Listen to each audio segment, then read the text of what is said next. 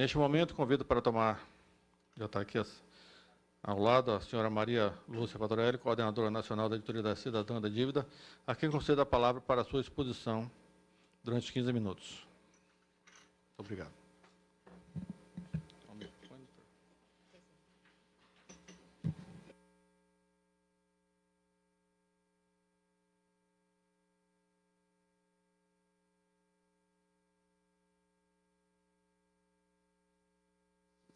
Agora tá? Agora sim. Boa tarde a todas e todos. Muito grata. Agradeço inicialmente ao deputado Félix Mendonça Júnior e ao deputado também Enio Verri, que subscreveu o requerimento, para que realizássemos essa audiência de fato pública, não é? Lamento a ausência de outros parlamentares, inclusive o relator, que realizou uma outra audiência que não foi devidamente anunciada e que seria muito importante que ele estivesse aqui hoje, ainda bem que está sendo gravado, ele poderá ver depois, né? Bom, eu preparei uma apresentação sobre esse projeto, que na realidade foi distribuído aí um folheto para todos.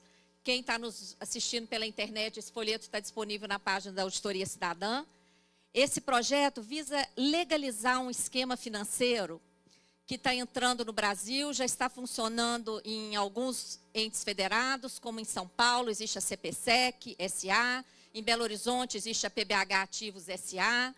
É um esquema muito semelhante ao que atuou na Europa, quebrou a Grécia foi só vitrine, porque 17 países europeus que deram garantias a um esquema semelhante a esse, estão com as suas economias comprometidas, como nós estamos vendo, a favelização na Europa e o corte de direitos sociais. Em resumo, esse esquema desvia recursos arrecadados de contribuintes durante o percurso pela rede bancária. Significa contratação irregular de dívida pública, que não é contabilizada como dívida pública.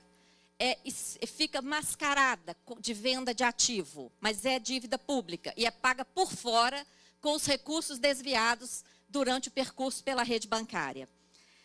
Significa o comprometimento do Estado com vultosas garantias, indenizações e custos elevadíssimos. A transferência de propriedade, imaginem, alienação fiduciária do fluxo da arrecadação, diz respeito a toda a legislação de finanças do país, que é estruturada com base no orçamento público. Recursos serão desviados e sequer chegarão ao orçamento público. Esse projeto institucionaliza o Caixa 2, deputados. E significa prejuízos incalculáveis aos cofres públicos. Eu preparei aqui algumas telas. Veja bem. Posso ficar de pé, deputado? Eu tirei um trechinho do projeto de lei, que diz o seguinte: ele modifica a Lei 4.320, para passar a valer esse texto que está aqui, incluindo um novo artigo 39A. Ele diz o seguinte: a União, Estado, Distrito Federal, Município, poderá ceder onerosamente. O que está por trás do onerosamente? Qual é o ônus? É uma garantia real, deputados. Tudo bem? É uma garantia real, exorbitante, concedida pelo ente federado. No caso de Belo Horizonte, para o município receber 200 milhões, ele deu uma garantia de 880 milhões.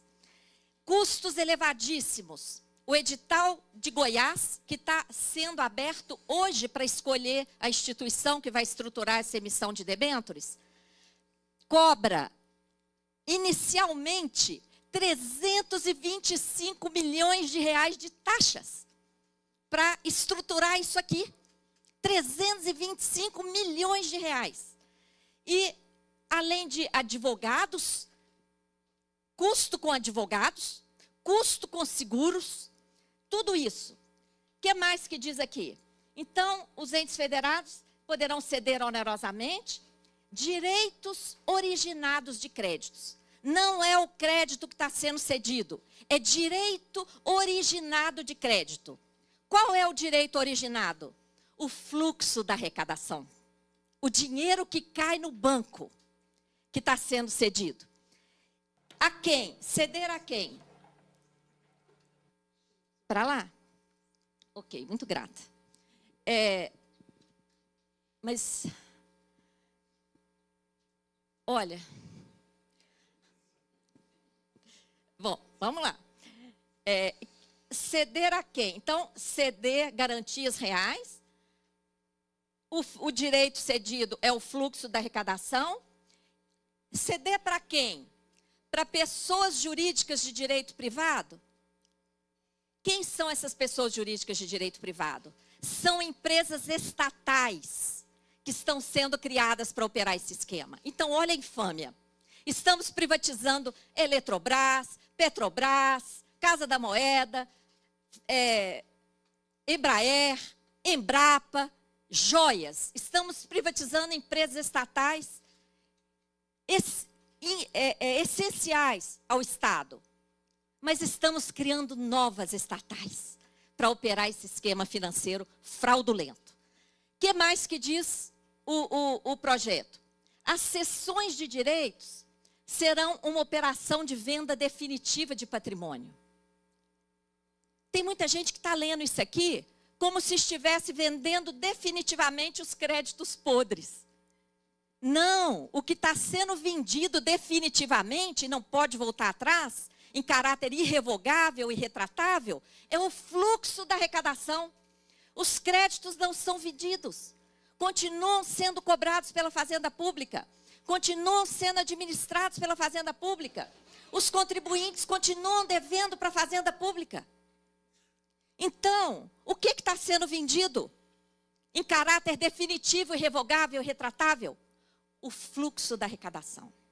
Então, eu pergunto para os senhores, se esse projeto não estivesse cifrado, se ele tivesse escrito, a União, Estado, Distrito Federal poderão ceder com garantia real, assumindo taxas exorbitantes, advogados e seguros, o fluxo da arrecadação para através de novas estatais.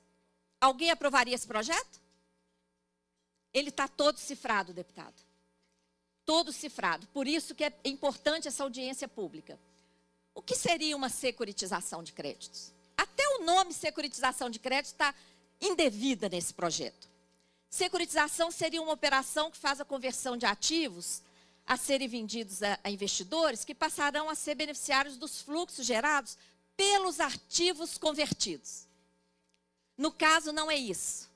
No caso, a Fazenda Pública continua cobrando, como está aqui nesse trecho do projeto.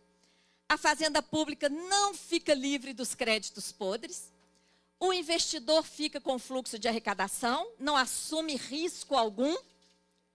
Nas securitizações, por exemplo, que o Banco do Brasil faz, que outros fazem, o risco fica com o investidor.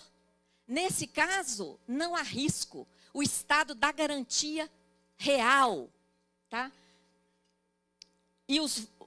Então, nós temos aqui uma propaganda enganosa, que esse projeto seria uma solução para arrecadar crédito podre, inclusive de dívida ativa, que não teria a menor perspectiva de ser arrecadada. É uma propaganda irresistível. Você tem alguma coisa podre e ainda acha alguém que vai querer comprá-la? Claro que isso é mentira, né, gente? Quem compra alguma coisa podre? Isso é para enganar a opinião pública que vai arcar com essa conta. Senão, hoje aqui, essa sala seria pequena para a audiência pública, se a opinião pública tivesse ideia do que está por trás desse projeto. Na realidade, nós estamos aqui diante de uma geração ilegal de dívida pública, de um desvio de arrecadação de créditos líquidos e certos e comprometimento das gerações atuais e futuras. Por isso que eu estou feliz, contente de ver que tem jovens aqui, estudantes presentes. Parabéns. O desvio de arrecadação tributária está na transferência de propriedade, na alienação fiduciária do fluxo de arrecadação de créditos líquidos e certos, com compromisso de garantia e indenização. Ou seja, se algum desses créditos, que tem expectativa de serem arrecadados, não forem, o Estado é obrigado a substituir o crédito. Isso nós vimos nos contratos lá da PBH Ativos S.A., onde houve uma CPI. Ou ele substitui o crédito por outro. Se não tiver crédito para substituir, indeniza. Lá na hora de repartir os recursos, indeniza, tá? E a geração ilegal de dívida pública, como é que ela acontece? Ela acontece diante da garantia estatal, as debêntures emitidas pela empresa criada para operar o esquema. Então, essa empresa emite debêntures, 2 tipos de debêntures pelo menos, as debêntures com garantia real. Que garantia é essa? Garantia dada pelo ente federado. Que garantia? O fluxo de arrecadação. Desde o primeiro dia, já começa a receber a garantia. As empresas estatais funcionam como uma mera fachada para a contratação de operação de crédito ilegal. E onerosíssima, que é paga por fora, com recursos arrecadados que são desviados durante o percurso pela rede bancária e sequer alcançarão os cofres públicos. Isso aqui, gente, é crime. Isso aqui é crime, segundo a Lei de Responsabilidade Fiscal, tá? O compromisso estatal com garantias exorbitantes, indenizações e diversos custos injustificáveis. Olha aqui os custos que constam do edital publicado, que está aberto hoje, lá em Goiás. Vamos ver se vão conseguir barrar lá. 325 milhões, deputado. A troco de quê? 21 milhões, taxa de estruturação para emissão de debêntures desnecessárias, porque esse esquema é totalmente desnecessário. 21 milhões para a taxa de estruturação, 45 milhões para a taxa de distribuição, sendo que essa distribuição acontece com esforços restritos. Não tem propaganda, nenhum de nós fica sabendo, só aquela panelinha do mercado financeiro. Em Belo Horizonte, o Banco BTG Pactual, que não está muito bem na fita, André Esteves, presidente, já esteve preso, inclusive, ele estruturou a operação em Belo Horizonte e ele mesmo comprou tudo. Se em Goiás for assim, 45 milhões de custo para o Estado, para essa distribuição direta. Que tal? 184 milhões e meio, taxa de administração. 74 milhões de taxa de performance. E não para por aí. Se a performance for superior ao previsto, e é muito fácil ser superior ao previsto, porque eles colocam na conta aquele percentual de arrecadação do crédito podre, que é impossível de ser arrecadado. Então, qualquer coisa que supere a performance vai ter o prêmio de performance. Além da taxa de performance, vai ter o prêmio de performance. Mais atualizações, garantias e indenizações. Tá? Isso aqui, gente, é quase inacreditável. Por isso que eu estou deixando o link. Essas apresentações, normalmente, a Câmara coloca na Comissão de Finanças e Tributação. Todos que estão nos assistindo poderão acessar, utilizar. Esses links estão todos disponíveis aqui para acesso. Trata-se, segundo documento oficial do município de Belo Horizonte, de uma operação, olha aqui escrito na primeira linha, deputados, operação envolvendo a montagem de engenharia financeira. Isso não somos nós militantes que estamos falando, não. Está num documento oficial, montagem de engenharia financeira, tá? E a fala da cessão de direitos como lastro de garantia para a captação de recursos no mercado financeiro. Se alguém ainda tem dúvida que captação de recursos no mercado financeiro é uma operação de crédito, alguém tem dúvida em relação a isso? Captação de recursos do mercado financeiro é o quê? É operação de crédito. Está num documento oficial do município de Belo Horizonte. Tá? Aqui esse diagrama resume. Tá? Olha o que vai acontecer.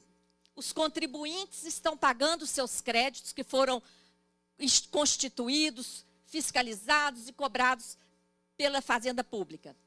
Esses pagamentos chegam à rede bancária. Hoje, da rede bancária, eles chegam aos cofres públicos. Com esse esquema, não vão chegar mais. Os contribuintes vão continuar pagando, o dinheiro chega na rede bancária e é desviado para um conjunto de contas vinculadas. Nessas contas vinculadas, só uma parte chega ao ente federado. A CPI da PBH Ativos S.A. apurou o seguinte: no período analisado, de pouco mais de 3 anos, os contribuintes pagaram 531 milhões de reais. Sabe quanto chegou aos cofres públicos? 262 milhões. 260 milhões foi direto para o BTG Pactual. O que acontece com isso? Esses 260 milhões que foram para o BTG Pactual nem chegaram ao orçamento público. Toda a legislação de finanças do Brasil é estruturada com base no orçamento único. Todas as receitas têm que chegar ao orçamento único e só podem sair dele com base na autorização legal da lei orçamentária. Esses 260 milhões que por fora pagaram ao BTG Pactual ofende a Constituição, a Lei de Responsabilidade Fiscal, o Código Tributário Nacional, a Lei 4.320, as leis estaduais e municipais de finanças. Isso é uma indecência, senhores deputados, aprovar um negócio desse. Aprovar um desvio de receita arrecadada de contribuinte durante o percurso pela rede bancária. Enquanto recursos faltam para as universidades, faltam para os hospitais, falta para a segurança pública. A nossa juventude está sem emprego, sem oportunidade. E como é que vai aprovar um negócio desse aqui? Pagando milhões, centenas de milhões, só de taxas de administração desse negócio. Eu vou finalizar só com esse aqui, que é o segundo diagrama, e depois o restante da apresentação está disponível. A empresa estatal emite debêntures, essas debêntures sênior pagam, no caso de Belo Horizonte, IPCA mais 11%. Por isso que o BTG, que foi o banco que estruturou isso aqui, ele mesmo comprou tudo. O que ele fez? Pagou 230 milhões aqui para a empresa ficou com 30 e entregou 200 para o município. Esses 200 que chegaram ao município são operação de crédito. Como é que chegaram esses 200 milhões lá? Isso é operação de crédito. A empresa foi mera fachada para o município obter esses 200 milhões no mercado financeiro. Mas ele não contabiliza como operação de crédito. Ele contabiliza como venda de ativo. Que ativo ele vendeu? O fluxo da arrecadação. Então, por fora, como é que ele paga essa operação de crédito? Paga por fora, com recursos desviados da rede arrecadadora. A CVM não registra essas debêntures sênior, tá? Tem tido graves questionamentos do Ministério Público, do Tribunal de Contas, de vários tribunais, inclusive recente do Tribunal de Contas do Paraná, que é o estado do relator, Luiz Carlos Rauli. O Tribunal de Contas do Paraná proibiu definitivamente isso aqui. A CPI da PBH Ativos comprovou prejuízo de 70 milhões nessa operação, conforme está aí no folheto entregue para vocês. Eu agradeço pelo tempo e fico à disposição depois, se tiver oportunidade de perguntas, deputado. Obrigada, senhora. Convido agora o senhor Renato Lopes Beco. Acho que eu pronunciei certo. Juiz federal, representando a Associação dos Juízes Federais do Brasil. A JUF é quem concede a palavra por 15 minutos. Tem que apertar, está ali o botãozinho. Isso. Boa tarde a todos. Excelentíssimo deputado federal Félix Mendonça Júnior, a quem cumprimento todos os deputados federais desta casa e agradeço o convite que foi formulado à AJUF, Associação dos Juízes Federais, para participar dessa audiência pública. Agradeço ao doutor Fernando Mendes, nosso presidente, que me incumbiu de aqui representá-lo, pelo fato de eu ser professor de Direito Tributário já há 25 anos e juiz de execução, numa vara de execução fiscal há 21 anos. Eu venho aqui principalmente apresentar quais têm sido os grandes problemas na arrecadação federal e principalmente no âmbito da jurisdição que eu atuo de São Paulo, né? Por que nós não estamos conseguindo cobrar bem a dívida federal, né? A dívida tributária federal? Em primeiro lugar, porque temos que reconhecer que, infelizmente, a Receita Federal do Brasil não cumpre a legislação que deveria.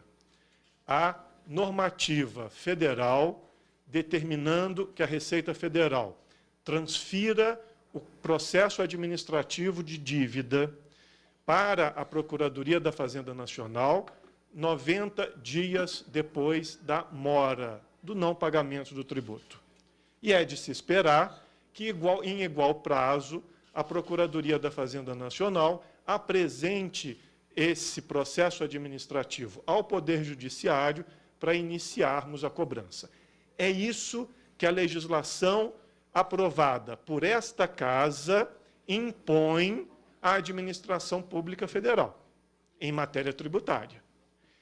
Quanto tempo demora para a PFN apresentar o processo de execução fiscal? 5 anos.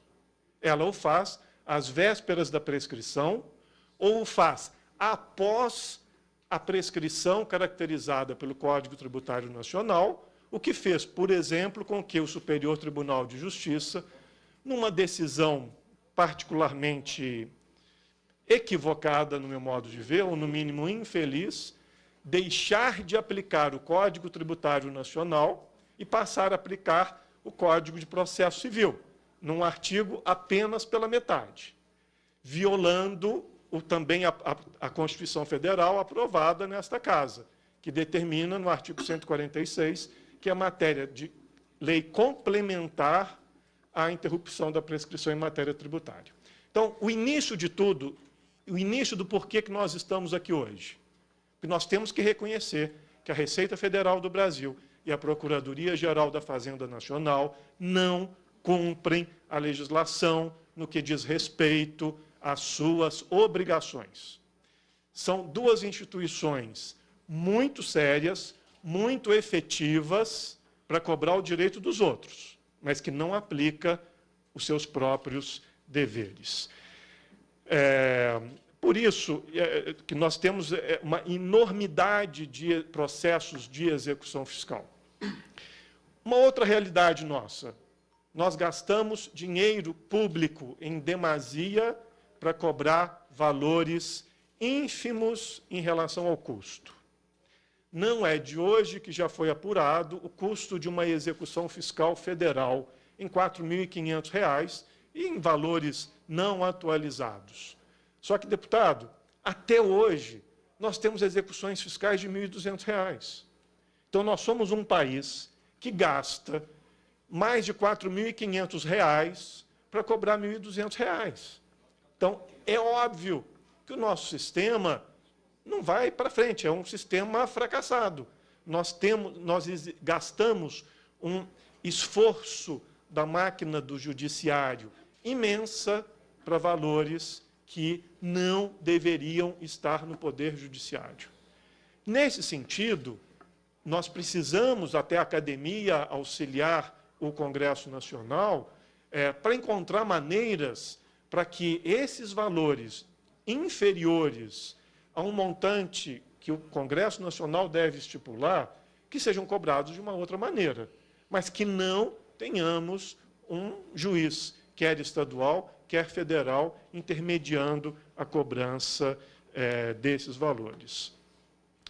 Nesse sentido, valores menores cobráveis pela Fazenda Nacional, créditos de conselhos profissionais, Ordem dos Advogados, CREA, etc., das agências reguladoras, multas aplicadas pelas agências reguladoras, às vezes de R$ 500, né? Valores cobrados pela AGU, esses valores não podem transitar pelo Poder Judiciário, porque nós temos que guardar toda a nossa ferramenta processual, toda a nossa carga da Justiça federal e estadual e trabalhista para créditos que efetivamente tenham justificativa, né? Ainda no campo dos problemas, nós temos um problema muito sério, que eu reputo, que é uma ausência de controle de outros órgãos em relação à advocacia pública. Deputado Félix Mendonça Júnior, nós temos um Conselho Nacional de Justiça que faz o controle externo do Poder Judiciário. Nós temos o Conselho Nacional do Ministério Público, deputados, que fazem o controle externo do Ministério Público. E não há nenhum órgão que controla externamente as procuradorias fazendárias. e eu já venho dizendo isso academicamente há vários anos, nós precisamos ter um Conselho Nacional da Advocacia Pública, que auxilie os procuradores, assim como o Conselho Nacional de Justiça auxilia o Poder Judiciário.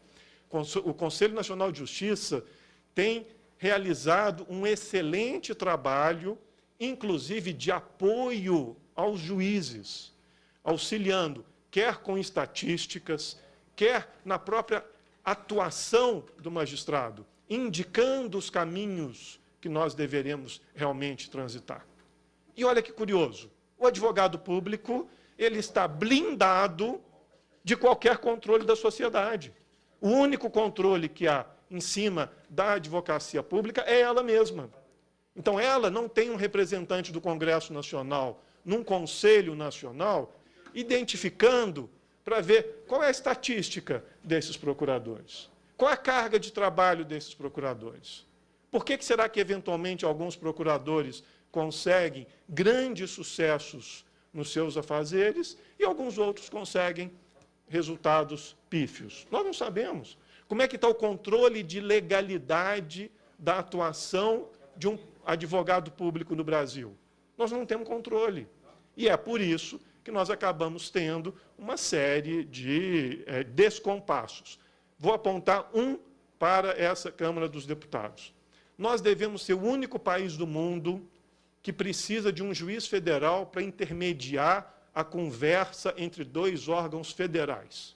Advogado e cliente, em matéria tributária, não conversam. A Receita Federal do Brasil não atende à Procuradoria da Fazenda Nacional.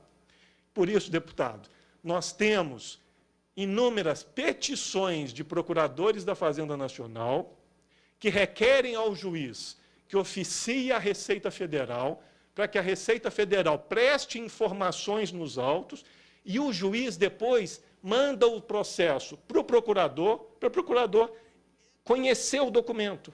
Vejam, é um advogado, procurador, para um cliente, Receita Federal, só que eles não conversam entre si. E nós temos, então, que ter um juiz federal para intermediar conversa de advogado com cliente. E o ônus disso? Olha o custo da manutenção da Justiça Federal, que, por sinal, é superavitária. Mas é um absurdo nós termos que um juiz federal seja chamado para intermediar o diálogo entre o cliente e o advogado, a Receita Federal e a Procuradoria-Geral da Fazenda Nacional. E aí é claro que as ações de execução fiscal ficam se acumulando a centenas de milhares.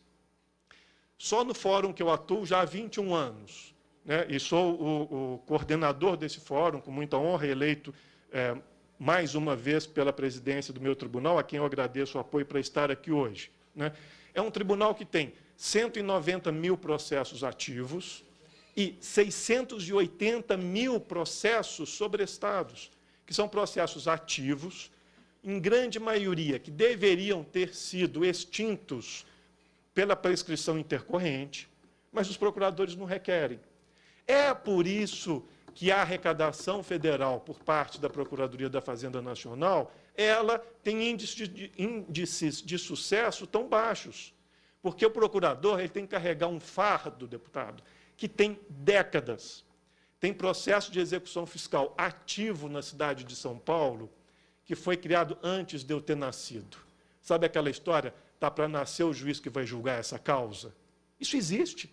Eu já julguei embargos à execução, cujo fato imponível, cujo crédito tributário antecedeu em 1 ano ao meu nascimento. E eu, com 30 anos de idade, vou julgar aquilo que deveria ter sido recolhido, ou foi recolhido e não tem documento, há 30 anos. É por isso que a arrecadação é tão baixa, porque nós temos que carregar um fardo de um estoque da dívida pública pesadíssimo, inútil, e isso é o que dá margem a projetos como esse. Como foi muito bem exposto, não acredito que nenhuma entidade financeira vai se interessar para comprar crédito podre. Eles não vão comprar o crédito de uma execução fiscal que está parada há 30 anos. Eles não vão comprar um crédito que não tem o CNPJ e não tem o CPF da parte, porque o processo foi proposto antes de termos um CNPJ e de um CPF. Ou seja, um banco não vai querer cobrar uma dívida que nem o Estado consegue localizar.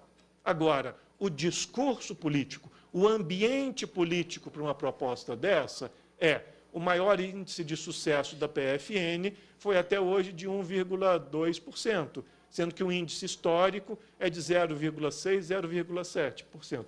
Por quê? Porque nós estamos, a administração tributária, reiteradamente não cumprindo a legislação. Hoje em dia já estão melhorando. Reconheço que de 2 anos para cá, a Fazenda Nacional tem um belíssimo projeto de cobrança, principalmente de processos superiores a R$ 1 milhão ajuizados. O restante, eles colocaram computadores para atualizar a localização desses bens.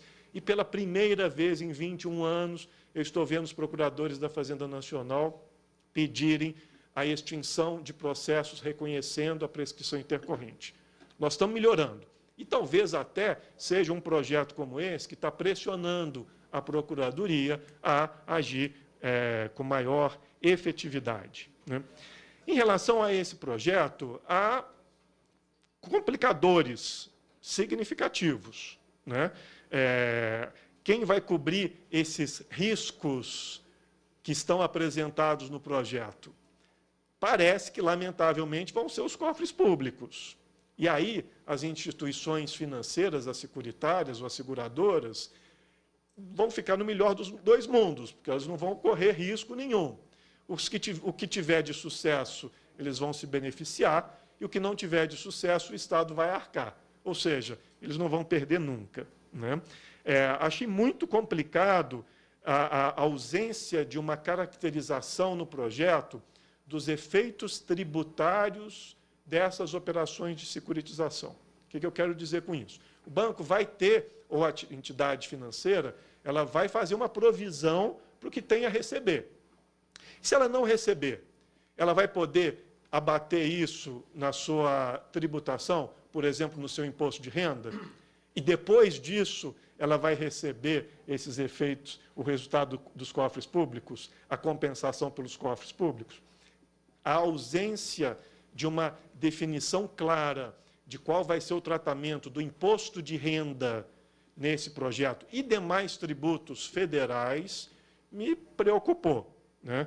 Achei uma temeridade esse afastamento da lei de responsabilidade fiscal, né? Acho isso uma grande fragilização. Estou me referindo ao parágrafo 2º, esse artigo 39A, que retira essa sistemática da lei de responsabilidade fiscal. Ora, no meu modo de ver, nós precisamos ter mais responsabilidade fiscal. Então, um projeto de lei que vem contra a responsabilidade fiscal não me parece que está indo no melhor dos mundos. E, por último, a manutenção no texto, né, do artigo 39A, no seu inciso 3º, de que os órgãos da Fazenda Pública vão continuar realizando a cobrança da dívida, no meu modo de ver, esvazia completamente alguma vantagem do texto. A vantagem que, no meu modo de ver, poderia existir é a transferência final dessas certidões de dívida ativa, que não mais poderiam ser cobradas diante, por exemplo, de um juiz federal, que vai ser cobrado como se fosse um crédito privado, porque esses bancos, muitas vezes, cobram com mais efetividade do que o Estado, infelizmente, sendo que o Estado tem uma legislação muito mais poderosa a seu favor para a cobrança do débito, do crédito público, né? Então, me parece que esse dispositivo esvazia o que teria de positivo no projeto, que seria a venda desses chamados créditos podres, ou aqueles que eu me referi, inferiores ao custo do Poder Judiciário Federal. E, segundo, afastar da lei de responsabilidade fiscal, eu acho uma grande temeridade. Deputado Félix Mendonça Júnior, senhores deputados, é uma honra muito grande para mim estar aqui hoje. Muito obrigado. Agora, como último palestrante, o senhor Aquiles Linhares, de Campos Frias, presidente do Sindicato Nacional dos Procuradores da Fazenda Nacional, Simprofaz. Quem concede a palavra por 15 minutos. Senhor Aquiles. Bom,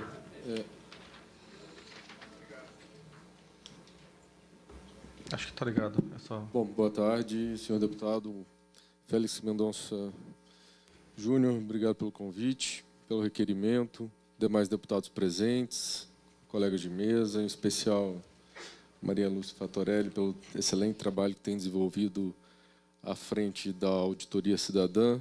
O Simprofaz é parceiro da Auditoria Cidadã já de longa data e tem realmente desenvolvido um trabalho diferenciado de esclarecimento de várias questões que interessam a sociedade brasileira e, principalmente agora, contra esse projeto extremamente nocivo para o país relativo à securitização. Cumprimento também os diretores do Simprofaz presentes, Sérgio Carneiro, do Rio de Janeiro, Yolanda Guindani, do Rio Grande do Sul, nosso colega Juliano, do Ceará, ex-membro do Ministério Público e ex-magistrado, procurador da Fazenda já há 20 anos. Antes de entrar propriamente na questão relativa à securitização, eu gostaria de fazer umas observações a respeito da fala de um colega de mesa, representante da AJUF. Em primeiro lugar, eu gostaria de concordar plenamente com ele a respeito de um dos maiores problemas que nós temos hoje na administração tributária federal, que é o não cumprimento do prazo de 90 dias pela Receita Federal para o encaminhamento da dívida constituída para a inscrição em dívida ativa e cobrança por parte da Procuradoria-Geral da Fazenda Nacional. Isso é extremamente grave e nocivo para a população, para a União. O prejuízo é imenso, doutor. Obrigado pela observação. O senhor tocou num ponto realmente crucial. A legislação, já há quase um século, impõe esse prazo de 90 dias à Receita, numa época em que o processo era físico. Hoje, com o processo eletrônico, sequer de 90 dias precisaríamos, a coisa é quase que imediata. Questão de 2 dias, nós poderíamos estar com o processo nas mãos da Procuradoria, digamos assim, para ajuizamento da execução fiscal e recuperação dos créditos. Porque quanto mais demora o envio do processo, quanto mais se protrai no tempo a cobrança, o devedor desfaz do patrimônio, aniquila tudo que possui e a Procuradoria, quando vai cobrar, já não encontra mais nada. E esse prazo, embora secular, ele vem sendo reiteradamente descumprido pela Receita. Neste sentido, aliás, uma portaria do início deste ano, da PGFN, a 33, que impôs mais uma vez, na verdade, apenas repetiu o que já está na lei há tanto tempo, o prazo para o envio por parte da Receita de 90 dias, que já é um prazo ultrapassado, como coloquei. Infelizmente, esses processos chegam tardiamente à Procuradoria e, claro, já houve dilapidação do patrimônio, de sorte que não é fácil a cobrança tempos depois. Na linha do que nós colocamos, então, a Procuradoria, e aí eu discordo, ela não demora a ajuizar. Ela ajuiza de imediato assim que os processos chegam da Receita. Ocorre que, tradicionalmente, infelizmente, esses processos da Receita chegam na Procuradoria já passados mais de 4 anos, enquanto que o prazo que nós temos é de 5 anos. Ou seja, elas chegam já na iminência da prescrição. Então, a Procuradoria, muito celeremente, ajuiza para evitar a prescrição, porque os processos constituídos lá chegam já com bastante atraso. Como eu mencionei, a Procuradoria, mais uma vez neste ano, editou a portaria 33 para tentar resolver essa questão, só que ela gerou polêmica na Receita Federal. Como o colega destacou também, infelizmente, há atritos entre a Receita Federal e a PGFN, lamentavelmente, uma vez que a Receita resiste em cumprir o prazo, causando prejuízo à própria União e à sociedade como um todo. Mas essa portaria 33 ela foi revolucionária em outro aspecto. No que pertine ao prazo, ela apenas reforça o que já está na legislação. Mas ela inverte a lógica da execução fiscal, do sistema da execução fiscal tradicional. Agora, as dívidas não são, em regra, ajuizáveis, como eram antes. Antes, chegava o processo com a dívida constituída, a Fazenda sempre ajuizava, qualquer que fosse o valor, qualquer que fosse a situação do devedor ou do seu patrimônio. Hoje não. Hoje a Procuradoria ela analisa a questão da dívida, do devedor, do patrimônio e só vai ajuizar o que realmente for viável de ser cobrado, ou seja, vai desafogar bastante o judiciário e a máquina estatal como um todo. Então, essa portaria realmente representa um marco na cobrança da dívida ativa da União, e nós teremos, com certeza, mais êxito, como já estamos tendo, e como o colega que fez essas observações notou, porque embora ele no início tenha apontado que a Procuradoria cobra quaisquer valores, perde tempo, lota a máquina com valores ínfimos, depois ele reconheceu que de tempos para cá a PGFN mudou. E, de fato, há mais de dois anos, a PGFN somente cobra, via execução fiscal, as dívidas superiores a R$1 milhão.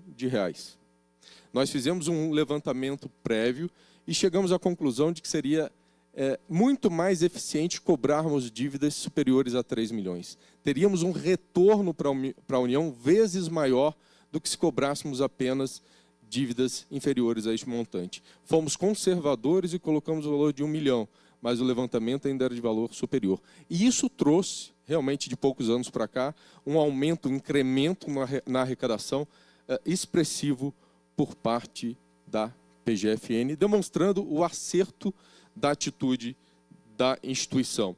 Aliás, nós concentramos ainda mais esforços na cobrança das dívidas superiores a 10, 15 milhões de reais, que são os chamados grandes devedores. E nós percebemos que o grande estoque da dívida está concentrado nas mãos de poucos devedores. Então, se nós focarmos a cobrança nesses poucos devedores, em poucos processos, nós teremos um retorno muito maior para o erário. Só tocando de passagem, se me permitem, uma outra observação que ele fez também, deputado, a respeito da necessidade do controle nacional da advocacia pública, porque existe o Conselho Nacional da Justiça, existe o Conselho Nacional do Ministério Público e não existe o Conselho Nacional da Advocacia Pública. A advocacia pública é por demais controlada, é um órgão extremamente libado e o Conselho Nacional, ele existe, ou seja, ele é demandado e faz sentido quando há autonomia. O Poder Judiciário tem autonomia, o Ministério Público tem autonomia.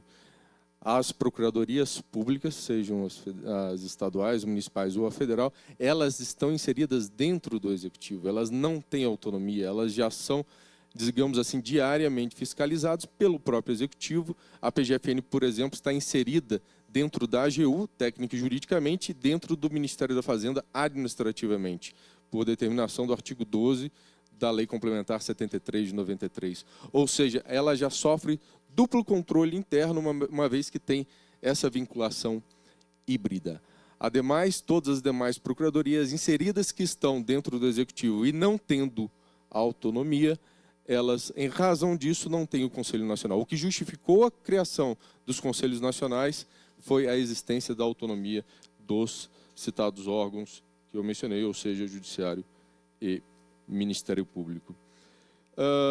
Mais uma observação é que o nobre colega colocou como se fôssemos um órgão ineficiente e, em razão disso, estaríamos justificando o surgimento dessa lei, essa lei que visa securitizar a dívida. Na verdade, a pressão pela securitização, ela é oriunda, como bem colocou agora a professora Carmen, por pressão dos estados e dos municípios, sobretudo dos estados.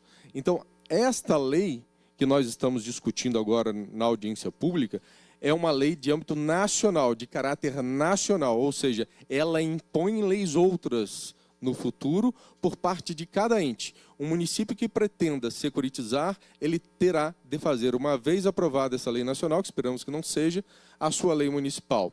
Cada estado que assim pretenda, da mesma forma, terá de fazer a sua lei estadual, assim como a União também. A discussão não está hoje no âmbito da União. Ela está restrita a alguns estados que, em razão de suas severas dificuldades financeiras e orçamentárias, pressionam pela criação desta lei. Bom, como colocamos, a PGFN, por determinação constitucional, ela tem o dever de cobrar a dívida da União. E aqui nós vamos nos ater, em princípio, à questão da União, mas já passar na sequência para a securitização como um todo, para entender o mecanismo que está por trás desse projeto. o Simprofaz, representando os procuradores da Fazenda Nacional, submeteu esse tema à última Assembleia Geral Ordinária, que ocorreu em março, que contamos na abertura com a presença da nossa querida Maria Lúcia Fatorelli, e a carreira decidiu ser contrária ao projeto de securitização, pelos motivos que vamos expor, aderindo aos que aqui já me antecederam. Nós temos hoje uma dívida ativa na União em torno de 2 trilhões de reais. Parte dessa dívida, verdade, é de crédito podre, ou seja, crédito de difícil, ou até pode-se dizer, impossível cobrança.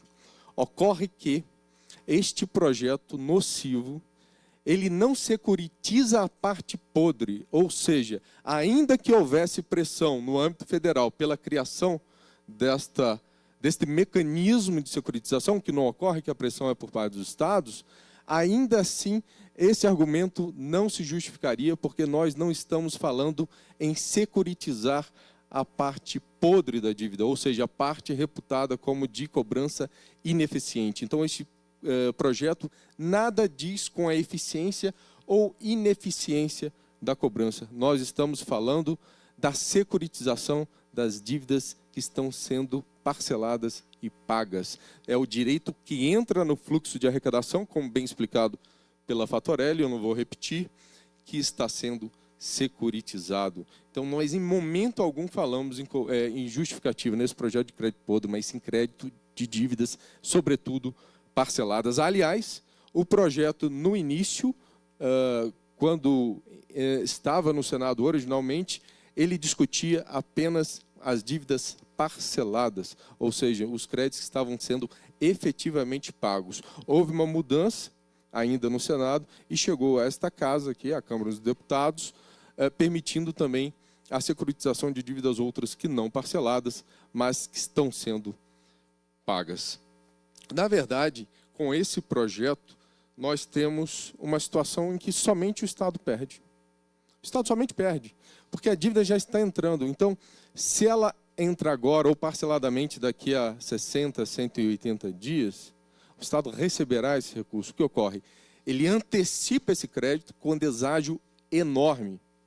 Então, é mais um nicho de mercado absurdo que nós estamos criando para as instituições financeiras, para os bancos.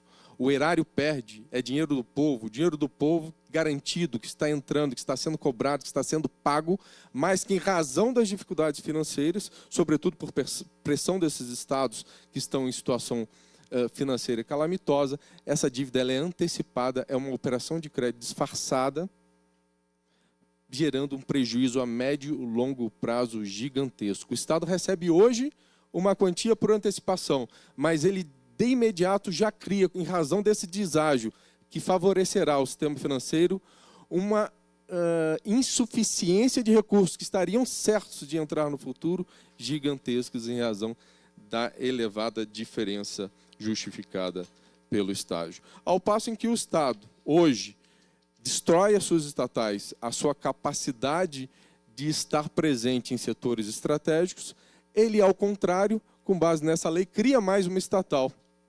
Nós estamos vendendo todas as estatais, mas ele vai criar mais uma estatal. Mas para que ele vai criar essa estatal?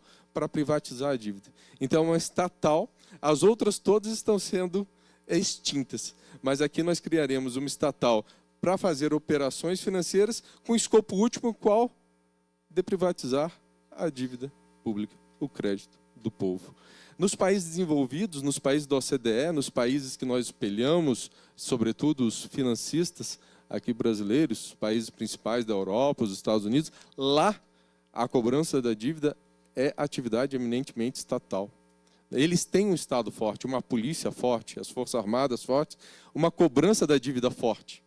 Aqui no Brasil, ao contrário, nós vamos passar esse setor estratégico, tipicamente estatal, para as mãos dos bancos do sistema financeiro, com uma manobra incrível de criação de estatal para privatizar a dívida. A lei ela é um grande emaranhado de dispositivos nebulosos, com o único intuito de burlar a compreensão da complexa questão por parte dos parlamentares que estão aprovando aqui nesta casa, infelizmente, já passou no Senado, e corre o risco de ser aprovado na Câmara dos Deputados, e também de ludibriar a sociedade para que ela não perceba os nefastos efeitos que acometerão todo o sistema público nacional, enfim, o Estado brasileiro como um todo. É isso, criaremos um novo mecanismo de especulação, e esse mesmo mecanismo já foi usado no passado, exatamente assim na Grécia, e a Grécia, enquanto país, quebrou por inteiro.